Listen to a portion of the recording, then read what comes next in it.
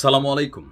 আজ ঐতিহাসিক জাতির উদ্দেশ্যে দেওয়া ডক্টর ইউনূসের একটা ভাষণকে কেন্দ্র করে জনমনে আবারও কৌতূহল দেখা দিয়েছে যে আসলে কি বোঝানো হয়েছে।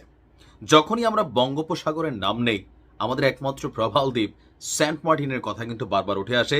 আর বিশেষ করে আওয়ামী লীগ সরকার পতনের আগে এই সেন্ট মার্টিন নিয়ে নানান বক্তব্য আসছে। বঙ্গোপসাগরকে কেন্দ্র করে চীন, মার্কিন যুক্তরাষ্ট্র থেকে শুরু করে অনেকগুলো রাষ্ট্রই তাদের নানান ধরনের প্ল্যান পরিকল্পনা সাজাচ্ছে, এটা আমরা কিন্তু আসলে বুঝতে পারি। এখন আজকে আমাদের ডক্টর মোহাম্মদ ইউনূস তিনি যে বক্তব্য দিয়েছেন, এই বক্তব্যটার আসল সারমর্ম কি? আমাদের হেডিংটা যদি দেখি, যেখান থেকে পত্রিকাগুলো ক্যাপশন করছে, বঙ্গোপসাগরের মাধ্যমে পুরো পৃথিবীকে আমাদের প্রতিবেশী বানাবো। এটা আসলে একটা রূপক অর্থে বলা ডায়লগ। ফুল বক্তব্যটা আমরা দেখি। ইউনূস বলছেন যে আমরা প্রায়ই ভুলে যাই যে বঙ্গোপসাগরের একটি অংশ আমাদের দেশ। এর পরিমাণ আমাদের মোট জমির পরিমাণের চাইতেও অনেক বেশি। আমরা হাওর বাওরে বসবাস করি না, তাই বলে তো আর হিসেবের বাহিরে রাখি না।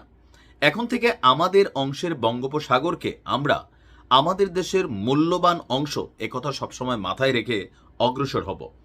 এই অংশের পানির উপর দিয়ে দেশ বিদেশের সঙ্গে আমরা বাণিজ্য করব, আর তার মাধ্যমে আমরা পুরো পৃথিবীকে আমাদের প্রতিবেশী বানাবো। এখানে খেয়াল রাখতে হবে, আমি যদি বুঝতে ভুল না করি, তিনি বলছেন যে পানির উপর দিয়ে, ভূমির উপর দিয়ে না। মানে এই পানিতে আমরা যদি ভূমি হিসাবে ধরি, সো এই ভূমি কাউকে লিজ দেওয়া অথবা কোনো কিছু করা, এরকম ইন্টেনশন রাইট নাও এই সরকারের আর চাইলেও পারবে না। যাই হোক, জাতির উদ্দেশ্য দেওয়া ভাষণে তিনি বলছেন যে এই পানির মধ্যে আছে অফুরন্ত মৎস্য সম্পদ, তারপর আছে অফুরন্ত গ্যাস। সবকিছু নিয়ে আমাদের চিন্তা ভাবনা করে সামনের দিকে আপনার এগুতে হবে। চট্টগ্রাম বন্দর ব্যবস্থাপনাকে নতুন করে সাজানোর উদ্যোগ নিয়েছে সরকার। সম্প্রতি বাংলাদেশ নৌবাহিনী পরিচালিত ড্রাই ডক লিমিটেডকে নিউ মোরিং টার্মিনাল কন্টেইনারের হ্যান্ডেলিংয়ের দায়িত্ব দিয়েছে। তারা কাজ শুরু করা মাত্রই কিছু ইতিবাচক পরিবর্তন হয়েছে। আগের তুলনায় প্রতিদিন গড়ে 225টি কন্টেইনার বেশি হ্যান্ডেলিং করা যাচ্ছে। বন্দরকে আধুনিকভাবে গড়ে তোলা গেলে বাংলাদেশের অর্থনীতিতেই শুধু ভূমিকা রাখবে না, নেপাল, ভুটান সহ পার্শ্ববর্তী অঞ্চলের অর্থনীতিতেও ইতিবাচক ভূমিকা রাখবে। আমাদের উপকূল অঞ্চল অফুরন্ত সম্ভাবনার আধার। কুমিরা থেকে টেকনাফ পর্যন্ত নানা বন্দরের কর্মচাঞ্চল্য। তারপর আপনার তিনি এখানে টোটাল আলোচনার মধ্যে গভীর সমুদ্রকে নিয়েও তিনি এখানে ফোকাস করেছেন। বলছেন যে গভীর সমুদ্রকে আমরা এখনো আমাদের কল্যাণে কাজে লাগাতে পারিনি। একে কেন্দ্র করে মাছ পালন, আহরণ, প্রক্রিয়াজাতের শিল্প গড়ে তুলতে কাজ শুরু করেছি। লক্ষ লক্ষ মানুষের কর্মসংস্থান হবে। কেউ কেউ বলছিলেন যে এই পোস্টার পরে যে সেন্ট মার্টিন সম্ভবত বিদেশিদের দেওয়া হবে না। এখানে পুরোটা বক্তব্য দেখেন, ডক্টর মোহাম্মদ ইউনূসের আমরা সমালোচনা করি, কিন্তু ফেসবুকে ছড়িয়ে পড়া অনেক গুজব দেখলে মাঝে মাঝে নিজেরও রাগ হয় যে একটা তিলের তাল বানাই ফেলা।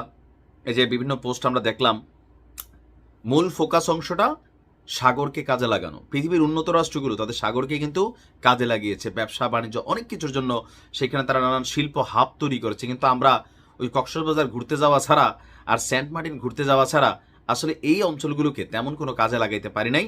আর আমাদের বঙ্গোপসাগরে যে নিজেদের বাংলাদেশের নিরাপত্তা অঞ্চলটাও অনেক দুর্বল। টেকনাফ চাইলেই গুলি মারে, মিয়ানমার চাইলেই গুলি মারে, আরাকান আর্মি চাইলেই গুলি করে। এখানে অনেক কিছুই হয়।